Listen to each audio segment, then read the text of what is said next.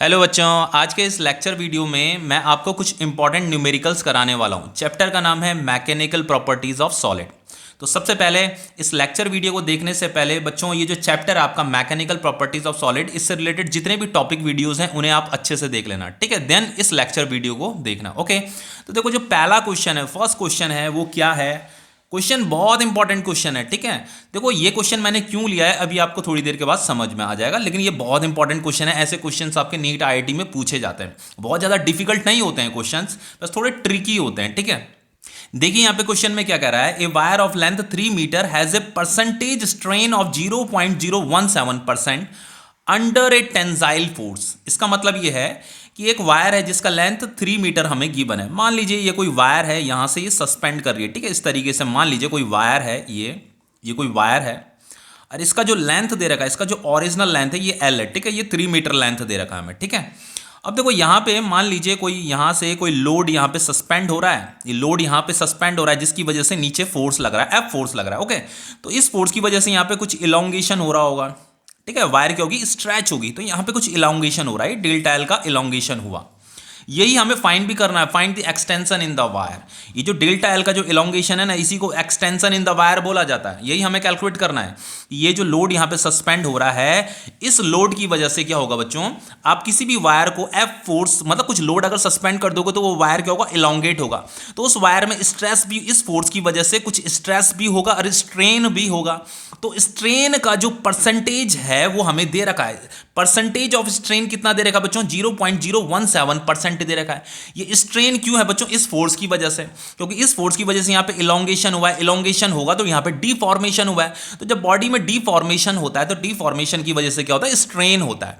तो इसी स्ट्रेन का जो परसेंटेज है वो हमें गिवन है। तो सबसे पहले देखो, हमें यहाँ पे फाइंड क्या करना है, extension in the wire find करना है, यानी कि ये डेल्टा एल हमें फाइंड करना है, ओके। तो सबसे पहले अगर मैं स्ट्रेन की बात करूं, देखो इस क्वेश्चन को सॉल्व कैसे किया जाएगा, बहुत ही इजी क्वेश्चन है। देखो सॉल्व कैसे किया जाएगा, सबसे पहले अगर मैं स्ट्रेन की बात करूं तो स्ट्रेन जो होता है बच्चों, क्या होता है, स्ट्रेन का फॉर्मूला क्या होता है, स्ट्रेन का फॉर्मूला होता है change in dimension divided by original dimension. सबको पता है कि स्ट्रेन हम कैसे निकालते हैं, change in dimension divided by original dimension. तो हम चेंज इन डायमेंशन की जगह में हम ऐसे भी लिख सकते हैं, ये delta L divided bye original length, ठीक है। ये क्या है, चेंज इन लेंथ, ये इसकी लेंथ में जो चेंज आया, change in length divided by original length, ये जो ओरिजिनल लेंथ है, ठीक है। तो जो भी लेंथ में, चाहे बच्चों यहाँ पे तो लेंथ इंक्रीज हुआ है ना, इंक्रीज भी हो सकता है, डिक्रीज भी हो सकता है, ठीक है। मतलब ये जो वायर है यहाँ पे, तो ये वायर इलोंगेट हो रहा है, इलोंगेट भी हो सकता है, कंप्रेस भी हो सकता है, डिपेंड करता है कि आप फोर्स किस टाइप की लगा रहे हो, ओके। अब देखो बच्चों, एक चीज और बताता हूं। देखो हुआ क्या है कि यहाँ पे स्ट्रेन का फॉर्मूला तो ये होता है, लेकिन यहाँ पे देखो परसेंटेज स्ट्रेन दे रखा है। ये हमें क्या दे रखा है, ये परसेंटेज स्ट्रेन दे रखा है, ये तो जस्ट स्ट्रेन है। तो परसेंटेज स्ट्रेन कैसे निकालते हैं, देखो बताता हूँ। अगर मैं ये जो इक्वेशन हमारे सामने, अगर मैं बोथ साइड को 100 से मल्टीप्लाई कर दूँ, जैसे मैंने यहाँ पे स्ट्रेन लिखा ना, स्ट्रेन इंटू 100 कर दिया यहाँ पे, और यहाँ पे भी ये जो डेल्टा एल अपॉन एल है, ये स्ट्रेन का फॉर्मूला है, ठीक है। Delta L upon L, change in length divided by original length. तो यहाँ पे भी मैंने इंटू 100 कर दिया। तो बच्चों ये जो स्ट्रेन इंटू 100 है ना, इसी को परसेंटेज स्ट्रेन बोला जाता है। ये जो delta L upon L into 100 है, इसी को परसेंटेज स्ट्रेन बोला जाता है।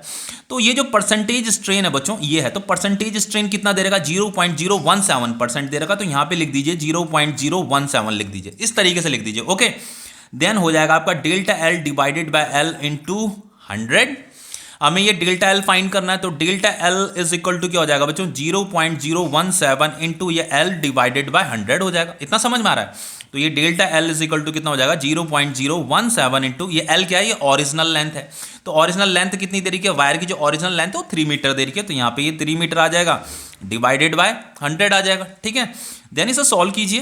देखो 17 त्रिज्या कितना होता है, 51 होता है। तो 0.0 ये 51 डिवाइडेड बाय 100। तो फाइनली हम ऐसे भी लिख सकते हैं इसे 0.051 इंटू 10 की पावर -2। ये ऊपर जाएगा तो ये 10 की पावर -2 हो जाएगा। इतना समझ में आ रहा है।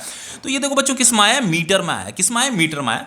तो हमेशा एक चीज याद रखिए, वैसे आंसर आपका ये आ गया है, आंसर आपका ये आ गया है, लेकिन आप इसे साइंटिफिक नोटेशन में भी आंसर दे सकते हो, और आप इस मीटर को मिलीमीटर में भी कन्वर्ट कर सकते हो। हमेशा याद रखना, जब भी आपके इस टाइप के जो क्वेश्चंस होते हैं, ये जो डेल्टा एल की जो वैल्यू होती है ना, वो मिलीमीटर में दी होती है। तो आप एक काम कीजिए, आप इसे मिलीमीटर में कन्वर्ट कर दीजिए। तो कैसे कन्वर्ट करेंगे, देखो 1 मीटर में बच्चों, ये जो 1 मीटर होता है ना, 1 मीटर में आपका 10 की पावर 3 मिलीमीटर होता है। तो मैं क्या कर रहा हूँ, इस मीटर को मिलीमीटर में कन्वर्ट कर रहा हूँ। तो मैंने क्या किया, जस्ट इस यहाँ पे ये 10 की पावर 3 से इसे मल्टीप्लाई कर दिया तो ये मीटर की जगह में मिलीमीटर में कन्वर्ट हो गया। ओके, तो फाइनली हम इसे लिख सकते हैं 0.051 इंटू इसको, इन दोनों को अगर मैं सॉल्व करूंगा तो यहाँ पे क्या आ जाएगा, ये 10 आ जाएगा। ठीक है, इतना समझ में आ रहा है। तो फाइनली ये तो मिलीमीटर में कन्वर्ट हो चुका है, देन इसे अगर मैं सॉल्व करता हूं तो ये डेसिमल आगे शिफ्ट हो जाएगा, ये हो जाएगा आपका 0.51 मिलीमीटर। तो ये क्वेश्चन आपका कंप्लीट हो गया है कि अगर ये किसी बॉडी पे टेंसाइल फोर्स लग रहा है, उस टेंसाइल फोर्स की वजह से अगर परसेंटेज स्ट्रेन इतना है, उस वायर का अगर लेंथ इतना है, तो उसमें जो इलोंगेशन आएगा, जो एक्सटेंशन आएगा बच्चों, इतना मिलीमीटर का एक्सटेंशन आएगा। तो ये क्वेश्चन आपका कंप्लीट हो गया है। ओके, अब देखिए आपका ये नेक्स्ट क्वेश्चन है, यहां पे क्या कह रहा है, ये आपका नेक्स्ट क्वेश्चन है ये वाला। यहां पे कह रहा है find the greatest length of copper wire. हमें कॉपर वायर का ग्रेटेस्ट लेंथ बताना है। ठीक है, that can hang without breaking. Breaking stress ये हमें गिवन है। देखो, इस एक स्ट्रेस होता है, एक ब्रेकिंग स्ट्रेस होता है। अभी इसका मीनिंग भी बताऊंगा। अभी यहाँ पे ब्रेकिंग स्ट्रेस हमें गिवन है। डेंसिटी ऑफ कॉपर, वो जो कॉपर का वायर है ना, उस कॉपर का डेंसिटी दे रखा है, और ये जी का वैल्यू भी दे रखा है। देखो हो क्या रहा है, यहाँ पे मान लीजिए ये सिलिंग है, और यहाँ पे एक वायर क्या कर रहा है, इसे सस्पेंड कर रहा है, लटक रहा है। बहुत पतला वायर है, बहुत ही थिन वायर है। ठीक है, बहुत ही थिन वायर है, और हमसे पूछ रहा find the greatest length of copper wire. भाई इस कॉपर वायर का ग्रेटेस्ट लेंथ हमें बताना है, और उसका ब्रेकिंग स्ट्रेस भी दे रखा है। ब्रेकिंग स्ट्रेस का मतलब ये होता है बच्चों, देखो सबसे पहली बात क्या होता है, देखो स्ट्रेस का जो फॉर्मूला होता है, स्ट्रेस क्या होता है बच्चों, फोर्स डिवाइडेड बाय एरिया होता है। इतना तो सभी बच्चों को पता है। अगर फोर्स बढ़ेगा, इंक्रीज होगा, तो स्ट्रेस भी क्या होगा, इंक्रीज होगा। फोर्स बढ़ेगा तो स्ट्रेस भी इंक्रीज होगा। तो मान लो ये एक वायर है बच्चों, अब बच्चों इस वायर पे क्या लग रहा है, ग्रेविटेशनल फोर्स लग रहा है नीचे की तरफ, ऐसे डाउनवर्ड डायरेक्शन में। ग्रेविटी क्या करेगी, अर्थ क्या करेगी, इस पे फोर्स लगाएगा, ग्रेविटेशनल फोर्स लगाएगा, तो इसे नीचे की तरफ खींचेगी। तो ये जो ग्रेविटेशनल फोर्स है बच्चों, ये अर्थ की वजह से इस पे लग रहा है। तो ग्रेविटेशनल फोर्स का फॉर्मूला क्या होता है भाई, ग्रेविटेशनल फोर्स को हम कैसे कैलकुलेट करेंगे, m इंटू जी। इतनी नॉलेज तो सभी बच्चों को होगी ना। बच्चों ये जो वायर है, इस वायर पे जो ग्रेविटेशनल फोर्स लग रहा होगा, वो कितना लग रहा होगा, m इंटू जी, इस वायर का मास इंटू जी। ठीक है, इतना समझ में आ गया। अब देखिए इस फोर्स की वजह से इसमें कुछ स्ट्रेस आया, वो स्ट्रेस कितना दे रखा, इतना दे रखा, ये ब्रेकिंग स्ट्रेस है। देखो बच्चों फोर्स अगर बढ़ेगा ना, जैसे ये फोर्स जो होता है, जैसे जैसे हम वायर पे फोर्स लगाते रहते हैं तो वायर पतला पतला पतला होता रहता है। ठीक है, तो बच्चों फोर्स बढ़ाओगे तो ये स्ट्रेस भी बढ़ेगा। एक टाइम के बाद वायर टूट जाता है। ठीक है, अगर फोर्स बढ़ाते रहोगे तो ये वायर ब्रेक भी हो जाएगा। तो ये ब्रेकिंग स्ट्रेस दे रखा है। इसका मतलब ये है बच्चों, ये वो स्ट्रेस है, अगर ये जो वैल्यू है ना स्ट्रेस की, अगर इससे थोड़ा सा भी ज्यादा अगर आप स्ट्रेस को बढ़ा देते हो तो देन ये वायर क्या हो जाएगा, ब्रेक हो जाएगा। तो यहां पे इसका मतलब ये है कि ये जो ग्रेविटेशनल फोर्स लग रहा है, इस ग्रेविटेशनल फोर्स की वजह से इसके अंदर जो स्ट्रेस है वो इतना स्ट्रेस है, ये इसको ब्रेकिंग स्ट्रेस दे रखा है। ठीक है, तो यहां पे बच्चों ब्रेकिंग स्ट्रेस से कंफ्यूज होने वाली कोई बात नहीं है। देखो स्ट्रेस तो आपका फोर्स अपॉन एरिया ही होता है, तो ये आपका मैक्सिमम स्ट्रेस है, मतलब breaking stress is equal to force divided by area ही होता है। ठीक है, तो मैं यहां पे देखो स्ट्रेस का फॉर्मूला लिख रहा हूं, ये स्ट्रेस है आपका, स्ट्रेस मतलब ब्रेकिंग स्ट्रेस। ठीक है, तो ये ब्रेकिंग स्ट्रेस मतलब स्ट्रेस की ही हम बात कर रहे हैं। स्ट्रेस इज इक्वल टू क्या होता है, force divided by area. Area मतलब ये वाला एरिया ऑफ क्रॉस सेक्शन।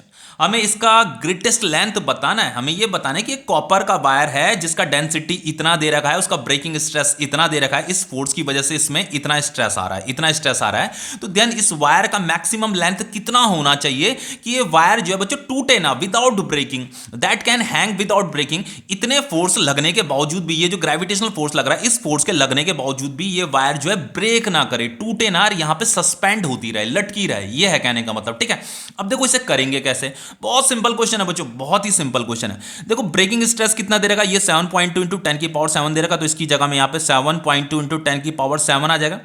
ये देखो जो बच्चों ये फोर्स है, तो फोर्स क्या बच्चों, फोर्स क्या हो जाएगा आपका m इंटू जी। m का मतलब इसका मास इंटू जी, तो यहां पे मैं ये m इंटू जी लिख रहा हूं, और डिवाइडेड बाय ये इसका एरिया ऑफ क्रॉस सेक्शन, तो यहां पे ये एरिया ऑफ क्रॉस सेक्शन आ गया। ठीक है, अब देखो इससे आगे कैसे करेंगे, ध्यान से देखते रहिए मैं कैसे कर रहा हूं।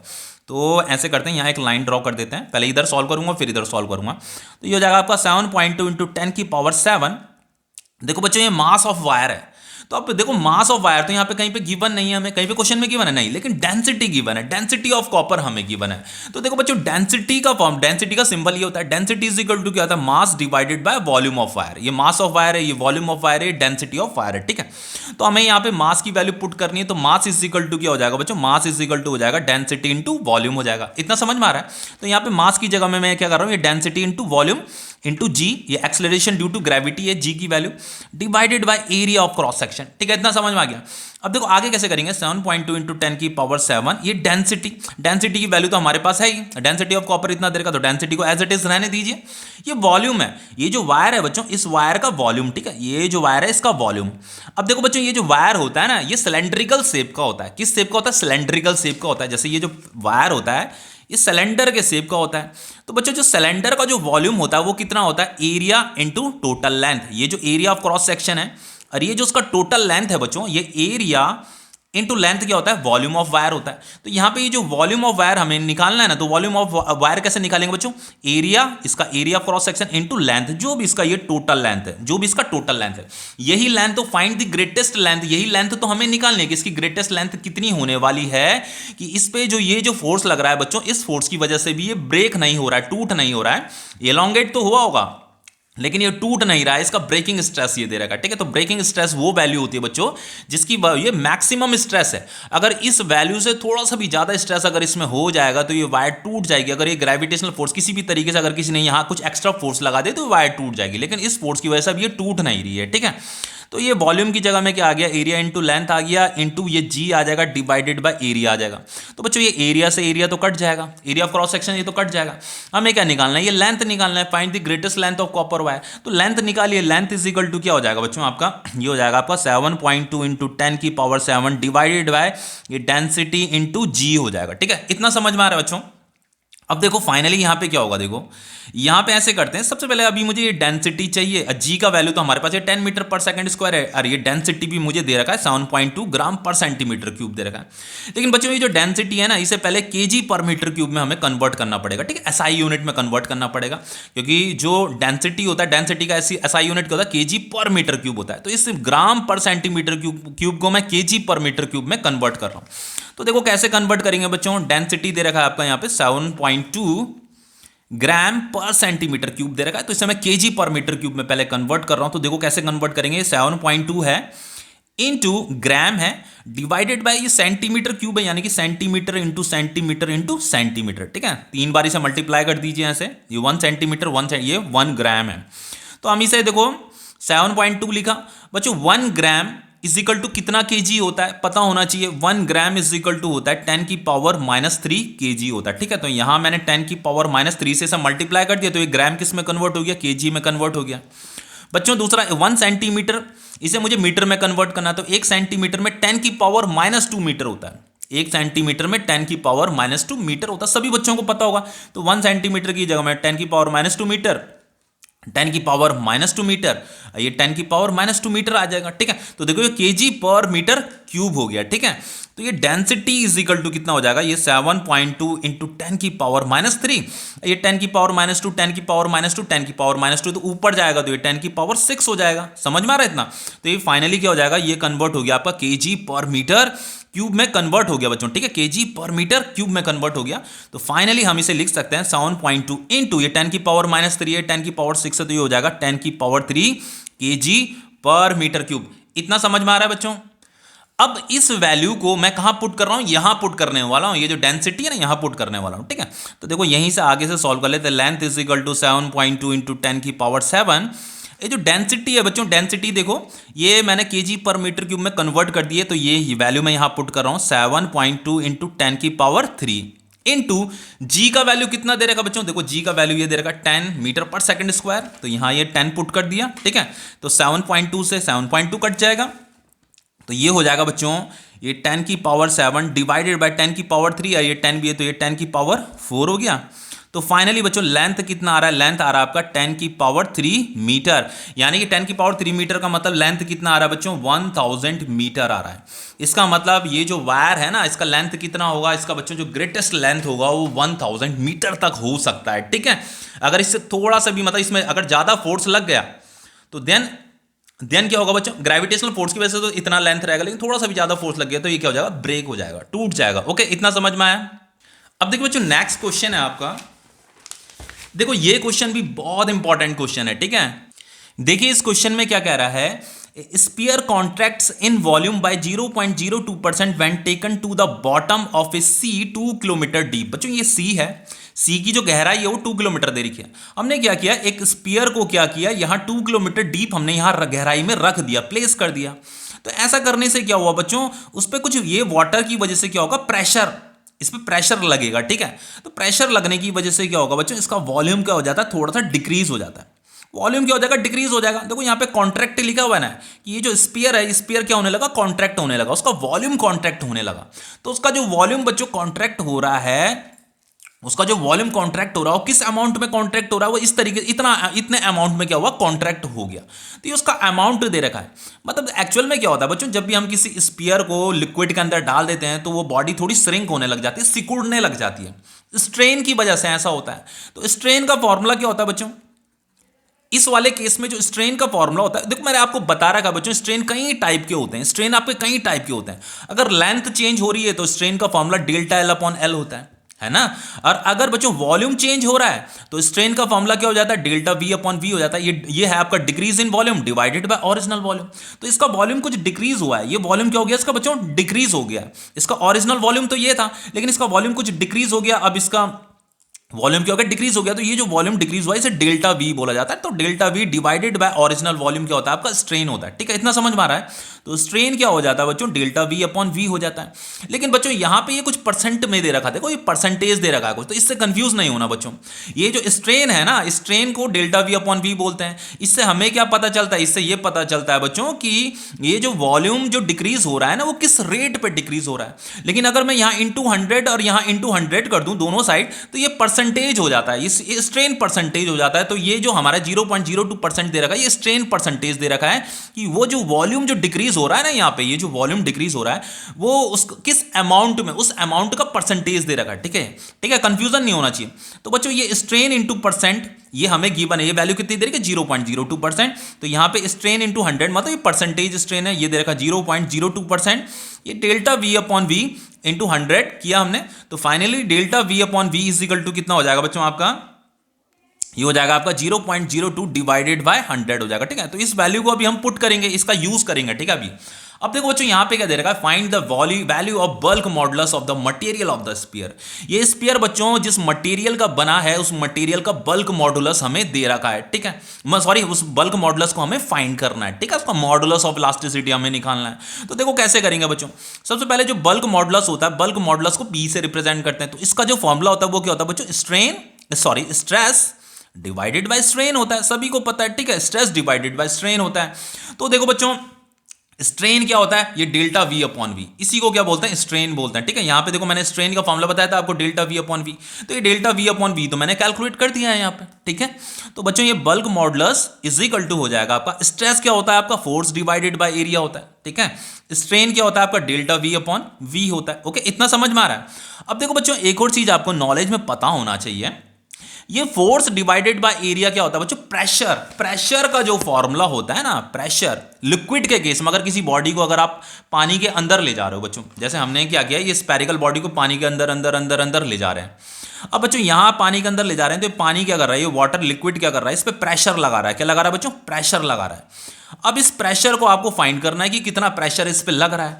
तो बच्चों ये जो फोर्स डिवाइडेड बाय एरिया होता है, ये किसके इक्वल होता है, प्रेशर के ही इक्वल होता है। किसके इक्वल होता है, प्रेशर के ही इक्वल होता है। एक्चुअल में अभी इतना तो आपको पता है ना बच्चों, छोटी क्लास से, क्लास 8 9 से आप पढ़ते हुए आ रहे हो इस फॉर्मूले को, pressure divided, force divided by area क्या होता है, प्रेशर होता है। तो यहाँ पे फोर्स डिवाइडेड बाय एरिया की जगह में क्या आ जाएगा बच्चों, प्रेशर आ जाएगा, डेल्टा वी अपॉन वी आ जाएगा, ठीक है। इतना समझ में आया। अब देखो बच्चों ये जो प्रेशर होता है, प्रेशर का भी एक फॉर्मूला होता है, ठीक है। प्रेशर का जो फॉर्मूला होता है वो कितना होता है, हाइट डेंसिटी इनटू जी। देखो ये एक्सप्रेशन हो सकता है बहुत से बच्चों को ना पता हो, लेकिन बच्चों ये जो एक्सप्रेशन अभी जो नेक्स्ट चैप्टर आएगा ना, मैकेनिकल प्रॉपर्टीज ऑफ फ्लूइड वाला चैप्टर आएगा, वहां पे मैं ये एक्सप्रेशन प्रेशर का जो ये वाला जो एक्सप्रेशन होता है ना, ये वाला एक्सप्रेशन वहां पे मैं डिराइव कराऊंगा। अभी नॉलेज के लिए इतना याद रखिए बच्चों कि किसी भी बॉडी को अगर आप गहराई में ले जा रहे हो, ऐसे जैसे मैं यहाँ 2 किलोमीटर डीप से नीचे ले गया, तो जैसे जैसे आप गहराई में ले जाते हो तो प्रेशर बढ़ने लग जाता है, बॉडी पे प्रेशर बढ़ने लग जाता है, ठीक है, दबाव बढ़ने लग जाता है। तो उस प्रेशर को कैसे कैलकुलेट करते हैं बच्चों, ये हाइट जितनी गहराई पे आप लेगा, ये 2 किलोमीटर लेगा तो ये h आ गया, ये डेंसिटी है, ये डेंसिटी किसका डेंसिटी है बच्चों? ये वाटर का डेंसिटी है, ठीक है, जिसकी वजह से यहां पे ये प्रेशर लग रहा है, इस बॉडी पे प्रेशर लगे, वाटर का डेंसिटी है। अरे जी है, एक्सेलरेशन ड्यू टू ग्रेविटी। इतना समझ में आ गया? Divided by delta V upon V हो जाएगा। हमें यहाँ पे बी निकालना ना, हमें बल्क मॉडुलस ऑफ मटेरियल निकालना। भाई ये जो मटेरियल, ये जो स्फीयर है, ये स्फीयर जिस मटेरियल का बना है उसका हमें मॉडुलस ऑफ इलास्टिसिटी निकालना है, मतलब बल्क मॉडुलस ऑफ इलास्टिसिटी निकालना है उसका। अब देखो बच्चों, डेंसिटी ऑफ सी वाटर कितना दे रखा? 1 ग्राम पर सेंटीमीटर क्यूब दे रखा। दिस इज, ये क्या है बच्चों? ये डेंसिटी है। तो देखो सबसे पहले यहां पे देखो, जो इस फॉर्मूले का भी मैं यूज करने वाला हूं, यही वैल्यू पुट करने वाला हूं। सबसे पहले बच्चों हाइट कितना दे रखा है? देखो हाइट कितना दे रखा? 2 किलोमीटर। तो इसे मीटर में कन्वर्ट कर दीजिए तो ये 2000 मीटर हो जाएगा, ठीक है, ये इसका एसआई यूनिट है, ठीक है। अब दूसरा बच्चों ये डेंसिटी, डेंसिटी ध्यान से देखिए, डेंसिटी अभी हम पुट करेंगे तो डेंसिटी कितना दे रखा? 1 ग्राम पर सेंटीमीटर क्यूब दे रखा। कितना दे रखा? 1 ग्राम पर सेंटीमीटर क्यूब दे रखा है। तो इसे अभी हमें केजी पर मीटर क्यूब में कन्वर्ट करना पड़ेगा, तो मैं इसे केजी पर मीटर क्यूब में कन्वर्ट कर रहा हूं। तो ये 1 gram divided by centimetre into centimetre into centimetre, ठीक है, ये सेंटीमीटर क्यूब हो जाएगा। तो इसे मुझे केजी पर मीटर क्यूब में कन्वर्ट करना है। तो 1 ग्राम में बच्चों कितना केजी होता है? 1 ग्राम में 10 की पावर -3 केजी होता है।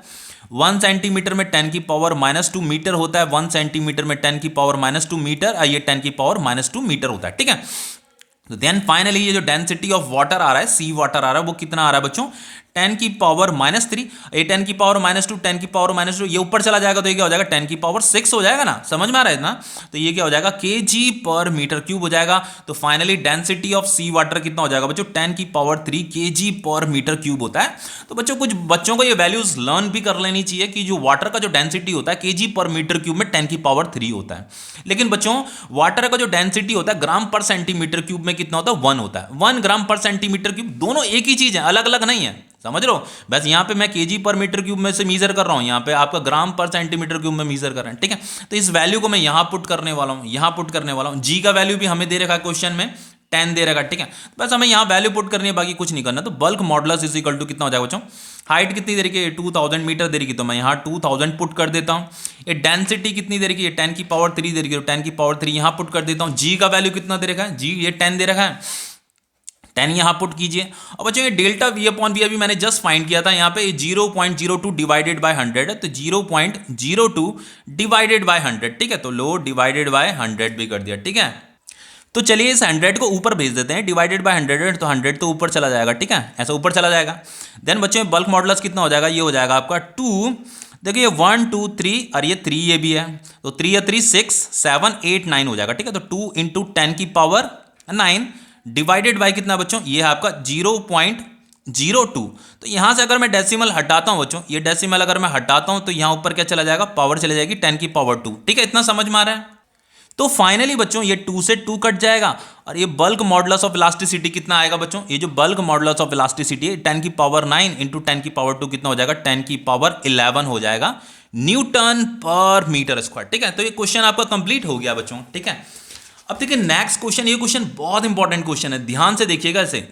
देखिए बच्चों इस क्वेश्चन में क्या कह रहा है? क्वेश्चन में कह रहा है ए solid cube of side 8 centimetre, cube सभी बच्चों को पता है उसकी तीनों साइड्स क्या होती हैं? इक्वल होती है, length breadth and height same होती है। 8 सेंटीमीटर की उसकी लेंथ ब्रेथ एंड हाइट है, is under A tangential force, उस पर कुछ टेंजेंशियल फोर्स लगाया जा रहा है एक सॉलिड क्यूब में। द टॉप टेंजेंशियल फोर्स लगने से क्या हुआ बच्चों? The top face of the cube is sheared through 0.5 millimetre with respect to the bottom face. ऐसा करने से क्या हुआ? जो उसका जो टॉप फेस था वो थोड़ा सा क्या हो गया? डिस्प्लेस हो गया, मतलब ठीक है, वो डिसलोकेट हो गया, मतलब 0.15 मिलीमीटर वो थोड़ा सा आगे शिफ्ट हो गया with respect to the bottom face. देखो इसका मतलब क्या, भी समझाता हूं यहां पे। मान लीजिए बच्चों ये एक क्यूब है, ठीक है, ध्यान से देखिएगा, ये क्यूब है,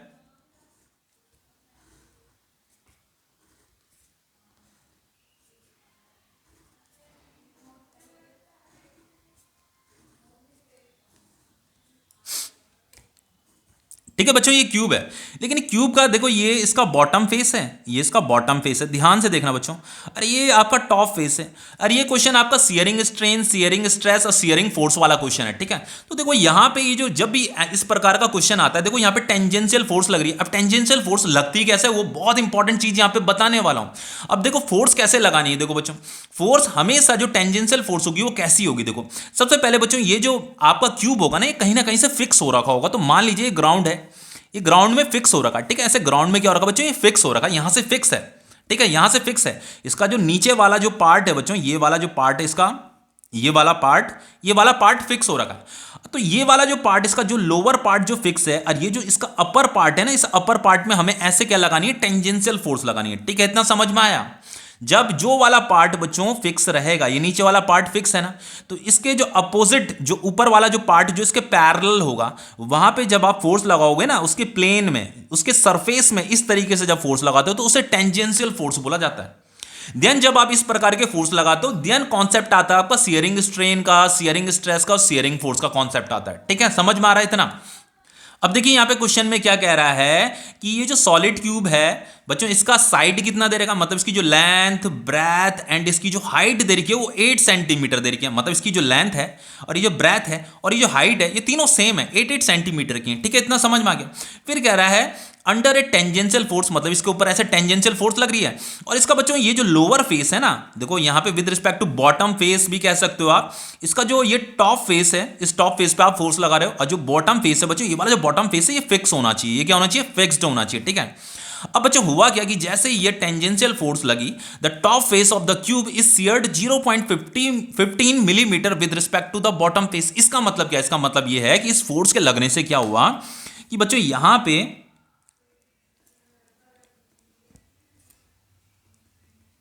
पे ये हुआ, देखिए ये क्या होता है बच्चों, ये वाला जो इसका ये जो बॉटम फेस है, अरे जो टॉप फेस है बच्चों, टॉप फेस क्या होता है, ये थोड़ा डिस्प्लेस हो जाता है, इतना डिस्प्लेस हो जाता है, समझ रहे हो ना।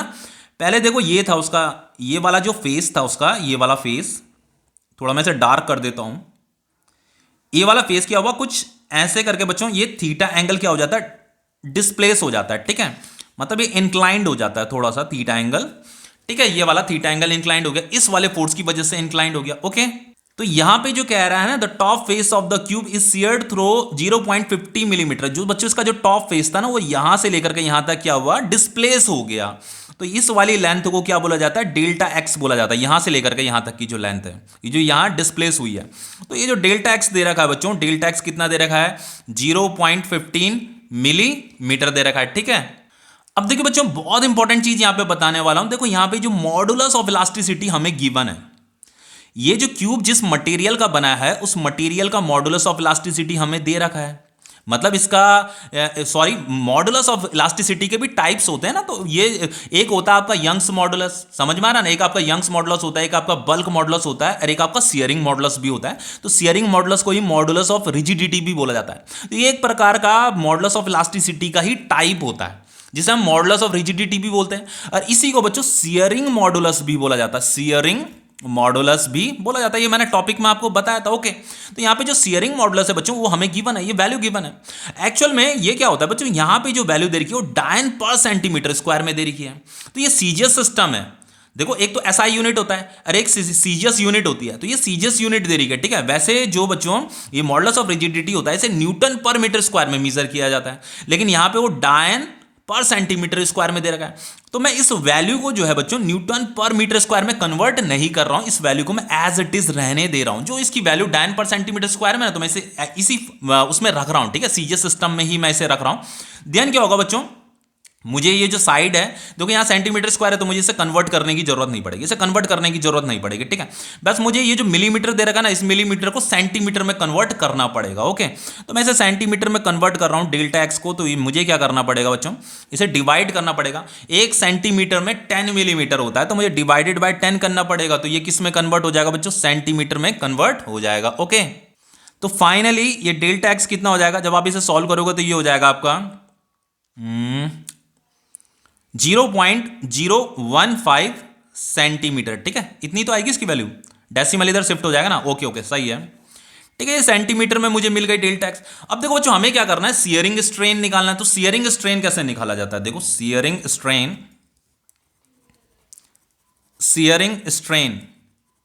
देखो जो स्ट्रेन का फॉर्मूला होता है बच्चों, वो क्या होता है, change in dimension divided by original dimension होता है। ठीक है, तो फाइनली हम ये भी कह सकते हैं कि यहाँ पे, चलो पहले मैं लिख देता हूँ फॉर्मूला। जो स्ट्रेन का जो फॉर्मूला होता है, एक्चुअल जो फॉर्मूला होता है वो तो यही होता है आपका, चेंज इन डायमेंशन, जो भी डायमेंशन में चेंज हुआ होगा, डिवाइडेड बाय ओरिजिनल डायमेंशन। ठीक है, तो बच्चों इस वाले केस में जो स्ट्रेन निकाला जाता है, स्ट्रेन कैसे निकाला जाता है, देखो बताता हूँ अभी।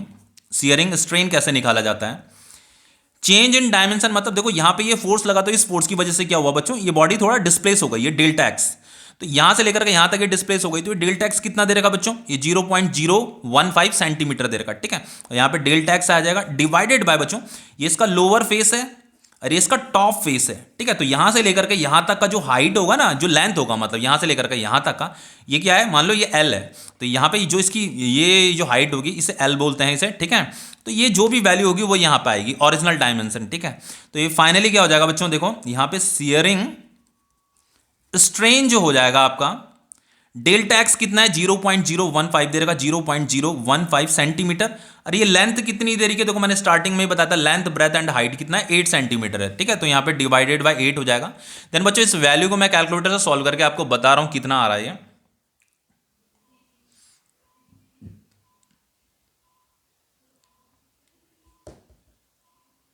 बच्चों इसकी जो वैल्यू आ रही है वो आ रही है 0.00187 आ रही है, ठीक है। इतनी ये वैल्यू आ रही है बच्चों। स्ट्रेन का कोई यूनिट नहीं होता, नो यूनिट, ठीक है। तो यही इसकी वैल्यू है, ठीक है। ये तो स्ट्रेन निकल गया आपका। अब देखो हमें यहाँ पे स्ट्रेस भी निकालना है, शियरिंग स्ट्रेस कैसे निकालेंगे। तो देखो शियरिंग स्ट्रेस निकालने के लिए, देखो अगर मैं शियरिंग स्ट्रेस की बात करूं बच्चों, तो स्ट्रेस जो होता है आपका, जो स्ट्रेस होता है, स्ट्रेस का फॉर्मूला क्या होता है, स्ट्रेस का फॉर्मूला होता है फोर्स डिवाइडेड बाय एरिया। तो यहां पे देखो ये आपका अप्लाइड फोर्स डिवाइडेड बाय ये एरिया ऑफ क्रॉस सेक्शन जो होता है, ये होता है। तो एरिया ऑफ क्रॉस सेक्शन तो हम इजीली निकाल सकते हैं क्योंकि लेंथ ब्रेथ एंड हाइट हमें गिवन है, लेकिन ये अप्लाइड फोर्स हमें नहीं पता, ठीक है। ये अप्लाइड फोर्स मुझे नहीं पता, क्वेश्चन में कहीं दे ही नहीं रखा, ये अप्लाइड फोर्स नहीं दे रखा। तो देन हमें शियरिंग स्ट्रेस जो हमें निकालना ना, इस फॉर्मूले से नहीं निकाला जाएगा, किसी दूसरे फॉर्मूले से निकाला जाएगा। अब देखो कैसे निकालेंगे बच्चों, देखो यहां पे हमें मॉडुलस ऑफ रिजिडिटी दे रखा है, मॉडुलस ऑफ रिजिडिटी दे रखा है। तो मॉडुलस ऑफ रिजिडिटी का फॉर्मूला क्या होता है बच्चों, ये मॉडुलस ऑफ रिजिडिटी का सिंबल ये होता है, इज इक्वल टू क्या होता है आपका shearing stress divided bye shearing strain होता है, ठीक है। डिवाइडेड बाय शियरिंग स्ट्रेन होता है, ठीक है। इतना समझ में आ रहा है। अब देखिए मुझे शियरिंग स्ट्रेस निकालना है, तो शियरिंग स्ट्रेस हो जाएगा आपका, shearing stress is equal to हो जाएगा ये modulus of rigidity into shearing strain, ठीक है। इतना समझ में आया। तो फाइनली ये जो मॉडुलस ऑफ रिजिडिटी है बच्चों, इसकी वैल्यू कितनी दे रही है, देखो ये दे रही है 2.08 इंटू 10 की पावर 11 डायन पर सेंटीमीटर स्क्वायर, ठीक है। तो ये हो जाएगा आपका 2.08 इंटू 10 की पावर 11 इनटू शियरिंग स्ट्रेन कितना दे रखा बच्चों, ये दे रखा है आपका शियरिंग स्ट्रेन 0.00185, ठीक है। इतना ही तो दे रखा है वैल्यू। अब देखिए इसका जो मल्टीप्लाइकेशन होगा ना, इसका जो मल्टीप्लाइकेशन है वो मैं कैलकुलेटर से कर रहा हूं, ठीक है। फिर बताता हूं मैं आपको कितना मल्टीप्लाइकेशन है इन दोनों का।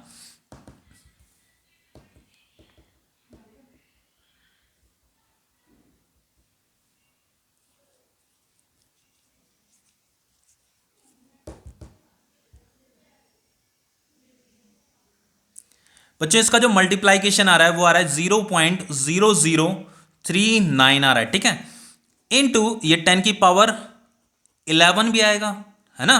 फिर देन क्या देखो बच्चों, मैं इस वैल्यू को कर रहा हूं साइंटिफिक नोटेशन में लिख रहा हूं। तो अगर मैं इसे 3.9 कर देता हूं, तो मैंने यहां 1 2 3 डिजिट आगे मैंने डेसिमल को शिफ्ट किया, तो यहां पे ये 10 की पावर -3 भी आ जाएगा। इससे मैं इस तरीके से मैंने लिख दिया, ठीक है, साइंटिफिक नोटेशन में। तो ये आपका 10 की पावर 11 भी हो जाएगा। तो फाइनली ये हो जाएगा आपका 3.9 इंटू ये 10 की पावर 11 है, ये 10 की पावर -3 है, तो ये क्या हो जाएगा आपका 10 की पावर 8 हो जाएगा। ये आ जाएगा आपका डायन पर सेंटीमीटर स्क्वायर, ठीक है। समझ में आया। अब देखिए यहां पे एक और चीज भी रह रही है, यहां पे ये तो हमने निकाल दिया, शियरिंग स्ट्रेन भी निकाल दिया, शियरिंग स्ट्रेस भी निकाल दिया, अभी शियरिंग फोर्स रह रखा है। अब देखो शियरिंग फोर्स कैसे निकाला जाएगा, तो शियरिंग फोर्स को बहुत इजीली कैलकुलेट किया जा सकता है। देखो कैसे कैलकुलेट किया जाएगा, देखो स्ट्रेस क्या होता है, स्ट्रेस होता है आपका फोर्स डिवाइडेड बाय एरिया, इतना सबको पता है, ठीक है। फोर्स डिवाइडेड बाय एरिया होता है।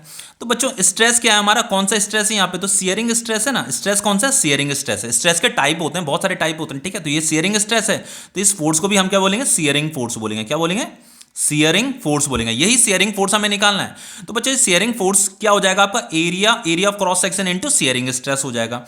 तो ये आपका जो शियरिंग फोर्स है, shearing force is equal to हो जाएगा area of cross section into shearing stress. अब देखिए बच्चों यहां पे हमने शियरिंग स्ट्रेस अभी मैंने जस्ट यहां पे फाइंड किया है, इतना फाइंड किया 3.9 इंटू 10 की पावर 8 डायन पर सेंटीमीटर स्क्वायर। तो यहाँ पे तो आ जाएगा ये जो आपका शियरिंग स्ट्रेस है, शियरिंग स्ट्रेस की वैल्यू ये है, ठीक है। तो यहाँ पे मैं लिख रहा हूँ 3.9 इंटू 10⁸ डायन। अब ये एरिया ऑफ क्रॉस सेक्शन है, तो एरिया ऑफ क्रॉस सेक्शन देखो बच्चों, यहाँ फोर्स यहाँ लग रहा है ना, तो फोर्स इस वाले टॉप फेस पे लग रहा है, ये वाला टॉप फेस, तो इसका एरिया निकालना है। तो इसका एरिया कैसे निकालेंगे, लेंथ इंटू ब्रेथ, समझ में आ रहा है, लेंथ इंटू ब्रेथ। और लेंथ और ब्रेथ कितनी दे रखी है, 8 सेंटीमीटर दे रखी है। तो यहाँ पे क्या हो जाएगा बच्चों, 8 इंटू 8 हो जाएगा, 8 इंटू 8 हो जाएगा, ठीक है, इतना समझ में आ रहा है। तो फाइनली 8 इंटू 8 कितना होता है, 64 होता है, इंटू 3.9 इंटू 10⁸ होता है, ठीक है। हम ये शियरिंग फोर्स निकाल रहे हैं, हम क्या निकाल रहे हैं बच्चों, शियरिंग फोर्स निकाल रहे हैं। अब ध्यान बच्चों, इन दोनों को मैं मल्टीप्लाइकेशन अभी कैलकुलेटर से करके बताता हूं कितना आ रहा है इसका,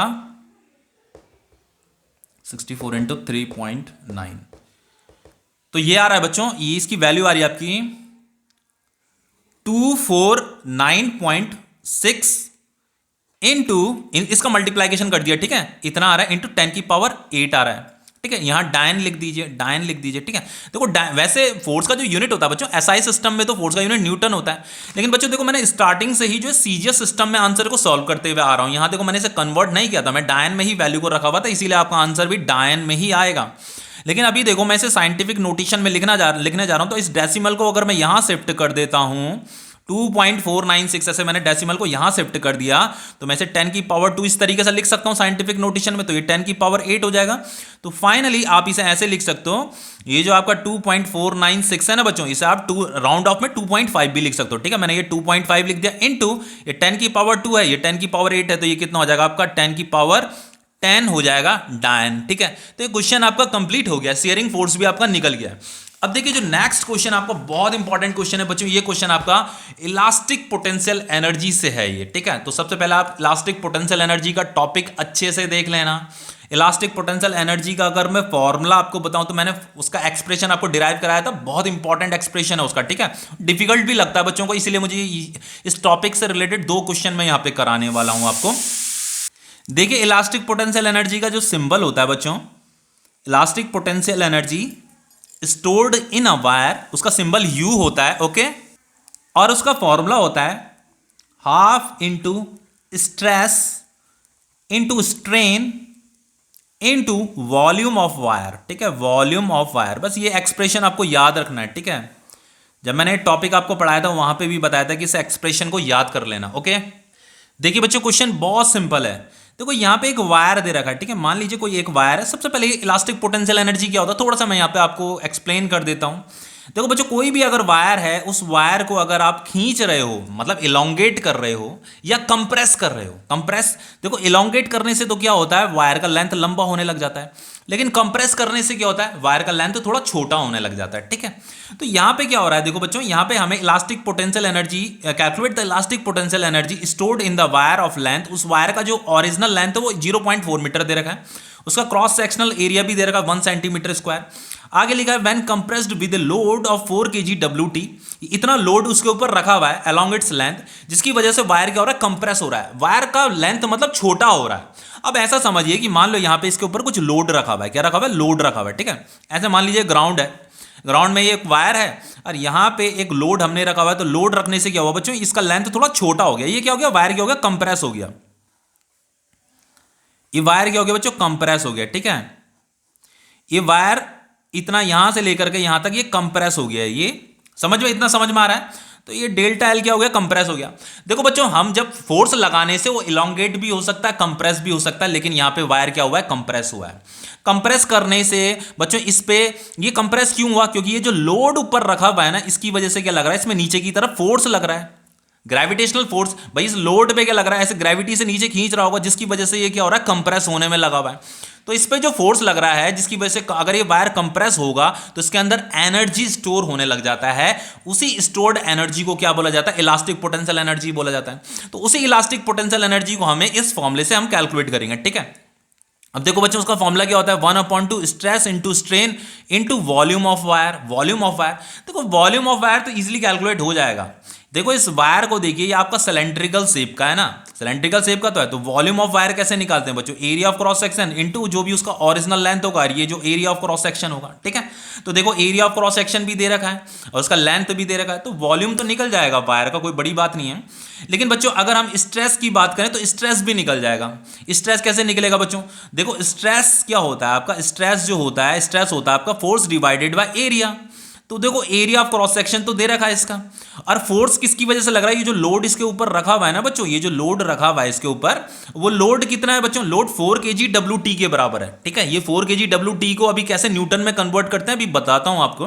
तो इतना लोड इसके ऊपर रखा हुआ है, तो इस लोड की वजह से जो फोर्स लग रहा है बच्चों, वो फोर्स कितना लग रहा है, फोर्स 4 kg WT के बराबर फोर्स लग रहा है, ठीक है। यहाँ पे अब ये फोर्स तो हमें गिवन है, एरिया ऑफ क्रॉस सेक्शन भी हमें गिवन है यहाँ पे का, तो स्ट्रेस भी कैलकुलेट हो जाएगा आसानी से, वॉल्यूम ऑफ वायर भी कैलकुलेट हो रहा है। अब ये स्ट्रेन क्या होता है, देखो ध्यान से देखना, स्ट्रेन क्या होता है आपका, स्ट्रेन होता है बच्चों ये decrease in length divided by original length, ठीक है। एक्चुअल में स्ट्रेन के दो फॉर्मूले होते हैं बच्चों, ये अगर लेंथ इंक्रीज हो रहा है तो हम इसे बोलेंगे increase in length divided by original length. लेकिन यहाँ पे लेंथ क्या हो रहा है बच्चों, डिक्रीज हो रहा है। पहले इसका लेंथ ये था, इसके ऊपर हमने लोड रख दिया तो ये कंप्रेस होने लग गया, तो कंप्रेस होने से इसका लेंथ क्या हो गया, डिक्रीज हो गया, तो this is decrease in length divided by original length.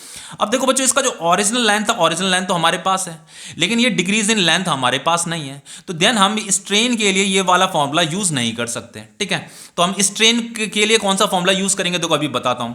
यहां पे यंग्स मॉडुलस दे रखा है, क्या दे रखा है, यंग्स मॉडुलस दे रखा है। तो यंग्स मॉडुलस की वैल्यू ये दे रखी है ना, तो यंग्स मॉडुलस का फॉर्मूला क्या होता है बच्चों, यंग्स मॉडुलस को वाई से डिनोट करते हैं, उसका फॉर्मूला होता है स्ट्रेस डिवाइडेड बाय स्ट्रेन होता है, स्ट्रेस डिवाइडेड बाय स्ट्रेन होता है। ध्यान से देखिएगा, हमें यहाँ स्ट्रेन फाइंड करना है, तो स्ट्रेन इधर चल जाएगा, स्ट्रेन इज इक्वल टू क्या हो जाएगा बच्चों, स्ट्रेन इज इक्वल टू हो जाएगा ये stress divided by Young's modulus हो जाएगा। तो यहाँ पे स्ट्रेन की जगह में मैं ये वैल्यू पुट कर रहा हूं, ठीक है। स्ट्रेन की जगह में क्या पुट कर रहा हूं, stress divided by Young's modulus.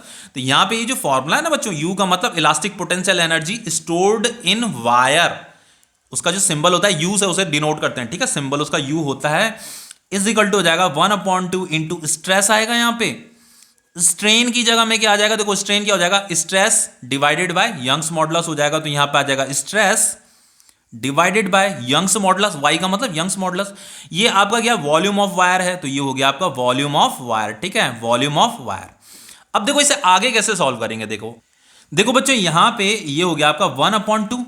अब देखो स्ट्रेस का फॉर्मूला क्या होता है, देखो स्ट्रेस होता है फोर्स डिवाइडेड बाय एरिया, तो यहां पे स्ट्रेस की जगह में लिखो फोर्स डिवाइडेड बाय एरिया, इस स्ट्रेस की जगह में भी लिखो फोर्स डिवाइडेड बाय एरिया, ये यंग्स मॉडुलस हो गया, ठीक है, समझ में आ रहा है इतना। इनटू वॉल्यूम ऑफ वायर कितना होता है, देखो स्टार्टिंग में मैंने बताया था बच्चों वॉल्यूम ऑफ वायर कितना होता है, इस वायर का अगर वॉल्यूम आपको निकालना है तो एरिया इनटू लेंथ होता है, ठीक है। तो यहां पे वॉल्यूम ऑफ वायर की जगह में क्या आ जाएगा, एरिया इनटू लेंथ हो जाएगा, ठीक है। तो एरिया से एरिया कट जाएगा, तो फाइनली जो आपको एक्सप्रेशन मिलेगा इलास्टिक पोटेंशियल एनर्जी के लिए, जो एक्सप्रेशन मिलेगा वो मिलेगा 1/2 इंटू ये एफ इंटू एफ क्या हो जाएगा, स्क्वायर हो जाएगा, डिवाइडेड बाय ये area of cross section into Young's modulus, ठीक है।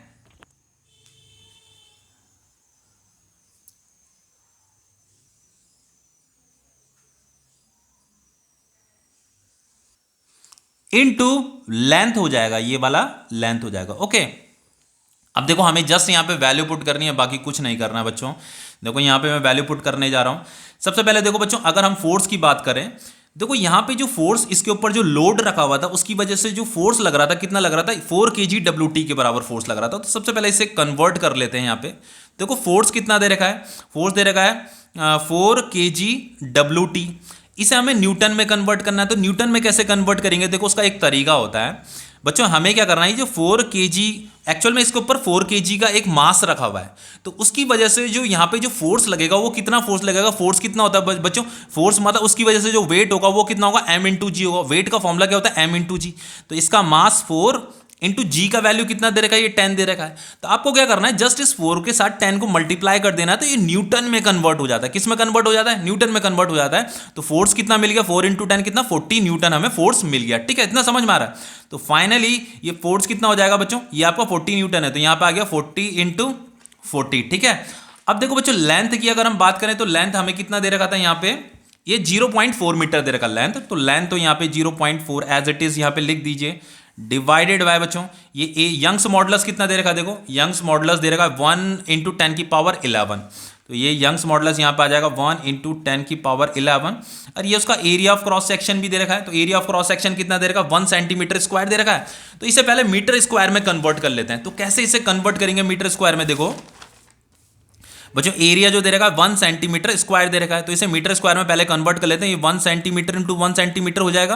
तो area is equal to 1 centimetre में 10⁻⁻2 मीटर, और 10⁻⁻2 मीटर होता है। तो ये फाइनली कितना हो जाएगा, 10⁻⁻4 मीटर का स्क्वायर हो जाएगा। ठीक है, तो finally area of cross section जो आएगा बच्चों, ये आएगा आपका 10⁻⁻4 मीटर का स्क्वायर। ओके, अब देखिए यहाँ पे ये 20 से कट जाएगा। तो ये इलास्टिक पोटेंशियल एनर्जी ये 20 इंटू 40 कितना हो जाएगा बच्चों, इसे हम लिख सकते हो 20 इंटू 40 को मैं ऐसे लिख सकता हूँ 8 इंटू 10⁻2। ठीक है, ये दोनों सॉल्व हो गए। यहाँ पे 0.4 भी आएगा। अब देखो बच्चों ये 10⁻11 है, 10⁻⁻4 है, तो ये कितना हो जाएगा आपका 10⁻7 हो जाएगा। ठीक है, जब इन दोनों को मैं सॉल्व करूंगा। देन बच्चों देखो इससे आगे क्या होगा, ये हो जाएगा आपका, इसको इससे मल्टीप्लाई कीजिए। तो 8 इंटू 0.4 कितना हो जाएगा आपका 3.2 हो जाएगा। ये 10⁻2 है, और ये 10⁻7 ऊपर जाएगा तो 10⁻7 हो जाएगा। ठीक है, तो ये फाइनली कितना हो जाएगा, ये 3.2 इंटू इसे सॉल्व करोगे तो ये 10⁻5 आ जाएगा। ये जूल आ गया। ठीक है, इतना पोटेंशियल एनर्जी इसके अंदर स्टोर रहेगा, इस वायर के अंदर स्टोर रहेगा। ठीक है, अब देखिए जो नेक्स्ट क्वेश्चन है बच्चों वो ये है आपका, ये भी बहुत इंपॉर्टेंट क्वेश्चन है। ओके बच्चों, ये क्वेश्चन बहुत इंपॉर्टेंट क्वेश्चन है, ध्यान से देखिएगा। ठीक है, देखो यहाँ पे क्वेश्चन में क्या कह रहा है, when the load of a wire is increased from 3 kgWt to 5 kgWt, the elongation increases from 0.61 millimetre to 1.02 millimetre. How much work is done during this extension of the wire. देखो क्या है question में क्या कह रहा है बच्चों, एक वायर है। ठीक है, ये ऐसे मान लो ये सीलिंग से लटका हुआ है ऐसा वायर। अब हमने क्या किया, इस पे कुछ एक लोड जो है यहाँ पे सस्पेंड कर दिया। तो उस लोड की वजह से बच्चों इतना फोर्स लग रहा था। ठीक है, मतलब ये जो लोड है बच्चों 3 kg का लोड है। तो इसकी वजह से कुछ ना कुछ नीचे फोर्स लग रहा होगा।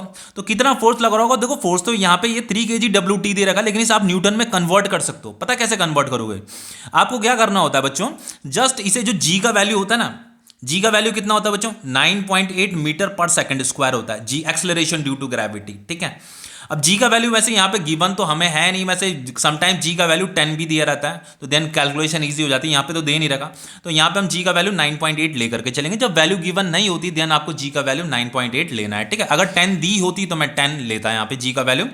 आपको क्या करना होता है बच्चों, ये जो 3 kg का जो मास है ना, बस इसे मल्टीप्लाई कर देना है 9.8 से। तो ये वैल्यू जो है ना, ये 3 kgWt किस में कन्वर्ट हो जाएगा, न्यूटन में कन्वर्ट हो जाएगा। इसका मतलब ये जो लोड है बच्चों, ये जो लोड है, जो 3 kg का लोड है मतलब मास है, इसकी वजह से इतना फोर्स नीचे की तरफ लग रहा है इस वाली वायर में। अब हमने क्या किया, देखो देखो बच्चों, ये जो लोड है वायर का is increased from 3 kgWt to 5 kgWt, increase कर दिया। पहले ये 3 kgWt था, अब कितना कर दिया, ये 5 kgWt कर दिया।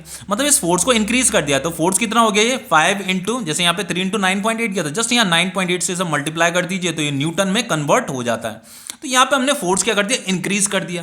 तो इन पहले तो देखो मतलब ये फोर्स तो ऑलरेडी पहले से ही लग रहा था, जिसकी वजह से पहले से ही इतना इलोंगेट हो रखा था, 0.61 मिलीमीटर ये इलोंगेट हो रखा था। अब हमने क्या किया, ये जो फोर्स इतना था बच्चों, हमने इस फोर्स को थोड़ा और बढ़ा दिया। तो फोर्स बढ़ाने से यहाँ कुछ एक्स्ट्रा इलोंगेशन हो गया, इतना इलोंगेशन हो गया यहाँ से लेकर गया। तो ये जो इलोंगेशन हुआ है ये एक्स्ट्रा वर्क डन की वजह से हुआ है। वही वर्क डन हमें कैलकुलेट करना है, how much work is done during this extension of the wire. ये वाला एक्सटेंशन तो ऑलरेडी हो रखा था इस वाले फोर्स की वजह से, लेकिन जैसे ही हमने फोर्स को जो है 3 kgWt से 5 kgWt किया, तो ऐसा करने से यहाँ पे और इलोंगेशन हो गया। तो वो ये कह रहा है कि ये जो बच्चों वर्क डन हुआ है ना, जिस वर्क डन की वजह से ये वाला इलोंगेशन हुआ है, एक्सटेंशन ऑफ वायर हुआ है, इस वर्क डन को हमें कैलकुलेट करना है, how much work is done during this extension of the wire. ये जो टोटल इलोंगेशन है, टोटल इलोंगेशन किस वर्क डन की वजह से हुआ है वो हमें कैलकुलेट नहीं करना है। ये वाला जो इलोंगेशन है ये ऑलरेडी पहले से ही हो रखा है। देखो ये वाला तो पहले ही ऑलरेडी हो रखा है, ये तो इस वाले की वजह से हो रखा है। अब हमने यहाँ पे फोर्स क्या कर दिया, इंक्रीज कर दिया, उसकी वजह से ये और इलोंगेशन हुआ। तो ये वाला जो इलोंगेशन है, इतना इलोंगेशन के लिए कितना वर्क डन यहाँ पे हुआ है, वो वर्क डन हमें कैलकुलेट करना है। ठीक है, how much work is done during this extension of the wire. अब देखो बच्चों, आपको पता होना चाहिए ये जो फोर्स लगता है ना, इस फोर्स की वजह से बॉडी क्या होती है, ये वायर क्या होती है, इलोंगेट होती है, खिंचती है। तो ये फोर्स क्या कर रहा है, यहाँ पे वर्क डन कर रहा है। तो मैंने आपको स्टार्टिंग में ही बताया था कि वायर पे जो वर्क डन होता है, वायर पे जो हम वर्क डन करते रहते हैं बच्चों, वायर को जो हम खींचते रहते हैं तो खींचने से क्या होता है, इसके अंदर एनर्जी स्टोर होने लगता है। उसकी उसी स्टोर्ड एनर्जी को क्या बोला जाता है, पोटेंशियल एनर्जी बोला जाता है, कि इसके अंदर पोटेंशियल एनर्जी स्टोर हो रहा है। तो एक्चुअल में आप जैसे जैसे अपने वर्क डन को इंक्रीज करते रहोगे, इस फोर्स को जैसे हमने यहाँ इंक्रीज कर रहे हैं फोर्स को हमने बढ़ाया, तो यहाँ जो एनर्जी जो स्टोर हो रही है ना, पोटेंशियल एनर्जी, वो भी इंक्रीज होती रहेगी, मतलब चेंज होती रहेगी। तो एक्चुअल में जो वर्क डन होता है बच्चों, वर्क डन किसके इक्वल होता है, वर्क डन जो है चेंज इन पोटेंशियल एनर्जी के इक्वल होता है, चेंज इन पोटेंशियल एनर्जी के इक्वल होता है। आप जैसे जैसे इस पे वर्क डन बढ़ाते रहोगे, पोटेंशियल एनर्जी भी चेंज होता रहेगा, इंक्रीज होता रहेगा। अब देखो फाइनली ध्यान से देखिएगा मैं क्या बताने जा रहा हूं यहां पे बच्चों। ये जो चेंज इन पोटेंशियल एनर्जी होता है, इसका फॉर्मूला क्या होता है। अगर कोई भी पोटेंशियल एनर्जी में जो चेंज आ रहा है उसे अगर आपको कैलकुलेट करना है तो आप कैसे निकालोगे, आप ऐसे निकालोगे, final potential energy minus initial potential energy. याद आ रहा है ना, देखो यहां पे का जो पोटेंशियल एनर्जी होगा वो फाइनल होगा, और यहां पे का जो पोटेंशियल एनर्जी होगा वो इनिशियल होगा। देखो जब इसमें 3 kgWT का फोर्स लग रहा था तो ये कुछ स्ट्रेच हो रहा था, तो इसके अंदर पहले से ही कुछ एनर्जी स्टोर हो रही थी। फिर जैसे ये फोर्स बढ़ाया, 5 kgWT कर दिया तो ये इलोंगेशन और ज्यादा हो गया। तो पहले से इसमें कुछ एनर्जी स्टोर थी, लेकिन अब और एक्स्ट्रा एनर्जी इसके अंदर स्टोर हो गई। तो वो जो एक्स्ट्रा एनर्जी स्टोर हुई है वो एक्स्ट्रा वर्क डन की वजह से हुई है, जो ये इलोंगेशन हुआ है, जिस वर्क डन की वजह से ये इलोंगेशन हुआ है। बस यही वर्क डन हमें कैलकुलेट करना है, यहां से लेकर के यहां तक का जो इस फोर्स की वजह से जो इलोंगेशन हुआ है, जिस वर्क डन की वजह से इलोंगेशन हुआ है, उस वर्क डन को हमें कैलकुलेट करना है। तो हमें क्या करना पड़ेगा, final potential energy minus initial potential energy करना पड़ेगा। क्योंकि देखो ये जो फाइनल पोटेंशियल एनर्जी है ना बच्चों, ये फाइनल पोटेंशियल एनर्जी तो ये जो टोटल यहां से लेकर के यहां तक का जो वर्क डन हुआ होगा जिस फोर्स की वजह से, वो है। और जो इनिशियल पोटेंशियल एनर्जी मतलब ये वाला जो वर्क डन है यहां से लेकर के यहां तक जो इलोंगेशन हुआ जिस वर्क डन की वजह से, उसकी वजह से जो इनिशियल पोटेंशियल एनर्जी आएगा। तो एक्चुअल में ये जो एनर्जी इसके अंदर स्टोर थी ना, वो ऑलरेडी इसके अंदर है। तो इसीलिए हमें यहां पे क्या करना पड़ रहा है, सब्ट्रैक्ट करना पड़ रहा है, ताकि हमें तो सिर्फ यहां से लेकर के यहां तक का जो इलोंगेशन हुआ है उसका वर्क डन हमें निकालना है। समझ में आ रहा है कुछ? तो हम क्या करेंगे, final potential energy minus initial potential energy करेंगे। अब देखो बच्चों, ये जो पोटेंशियल एनर्जी का जो फॉर्मूला होता है वो कितना होता है, देखो मैंने आपको बताया था पोटेंशियल एनर्जी का जो फॉर्मूला होता है, यहां पे लिखा देता हूं। यहां पे जो पोटेंशियल एनर्जी होता है उसका फॉर्मूला होता है बच्चों, half into stress into strain into volume of wire होता है। ठीक है, half into stress into strain into volume of wire होता है। तो is equal to 1/2 into stress क्या होता है बच्चों, फोर्स डिवाइडेड बाय एरिया होता है। स्ट्रेन कितना होता है, स्ट्रेन होता है आपका delta L divided by L.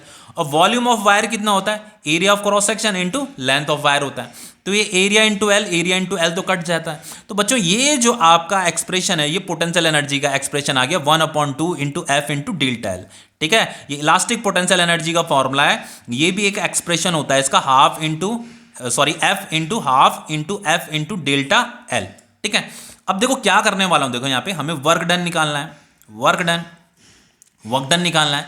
अब देखो वर्क डन कैसे निकालेंगे बच्चों, ये आपका फाइनल पोटेंशियल एनर्जी है, तो पोटेंशियल एनर्जी का फॉर्मूला ये है। ठीक है, तो मैं इस फॉर्मूले को यहां पे लिख रहा हूं 1/2 एफ इंटू डेल्टा एल। बस यहां पे मैं ये फाइनल लिख रहा हूं, ये फाइनल है आपका, ये आपका फाइनल पोटेंशियल एनर्जी है। तो फाइनल पोटेंशियल एनर्जी मतलब फाइनल फोर्स ही लेनी पड़ेगी आपको, ये वाली जो फाइनल फोर्स है। ठीक है, और यहाँ पे ये माइनस भी आएगा, माइनस आएगा, देन ये इनिशियल पोटेंशियल एनर्जी। तो पोटेंशियल एनर्जी का फॉर्मूला तो यही रहेगा आपका 1/2 इंटू एफ इंटू ये डेल्टा एल।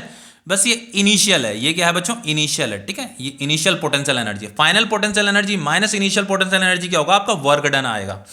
अब देखो वर्क डन कितना हो जाएगा आपको, देखो ध्यान से देखिए बच्चों, work done is equal to होगा, यहां पे देखो ये 1/2 लिखा इनटू बच्चों ये फोर्स, ये कौन सा, ये फाइनल पोटेंशियल एनर्जी है, तो फाइनल फोर्स लेनी पड़ेगी। तो फाइनल फोर्स ये वाली है, ये इनिशियल फोर्स है, ये फाइनल फोर्स है।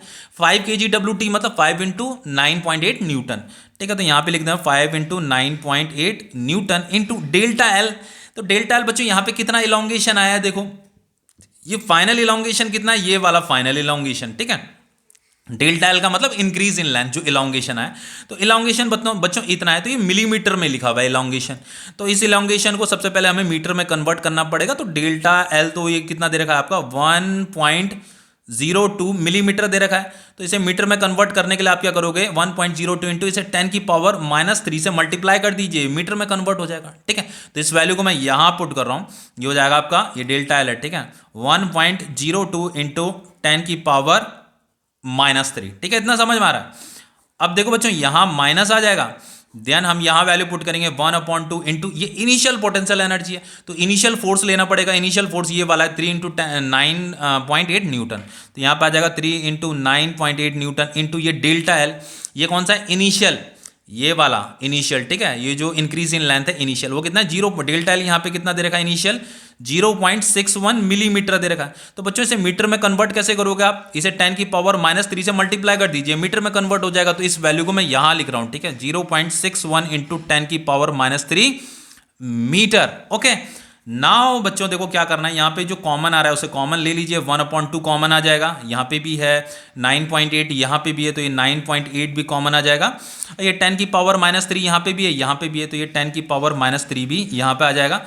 तो फाइनली ये कितना आएगा बच्चों, यहाँ पे ये 5 आएगा और यहाँ पे इंटू 1.02 आएगा, फिर ये माइनस साइन आएगा, फिर देखो ये वैल्यू तो यहाँ पे कॉमन है, ठीक है, तो यहाँ पे कितना आ जाएगा, ये आएगा आपका 3 इंटू 0.61 आएगा, ठीक है। इतना समझ में आ रहा होगा सभी बच्चों को।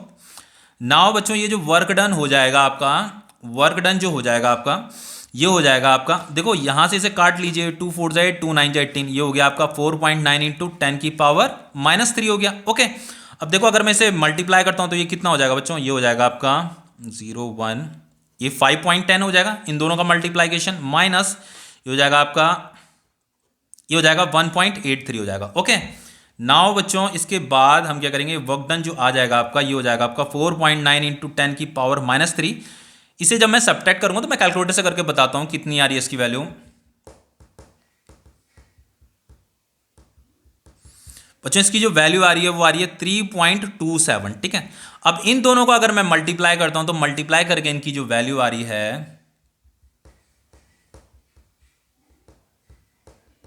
ये वैल्यू आ रही है बच्चों इन दोनों का मल्टीप्लाइकेशन, ठीक है, इसकी वैल्यू आ रही है 16.023 आ रही है इंटू 10 की पावर -3, ये भी आएगा जूल, ठीक है। इतना वर्क डन, कहने का यहाँ पे क्वेश्चन में पूछा था ना, how much work is done during this extension of wire.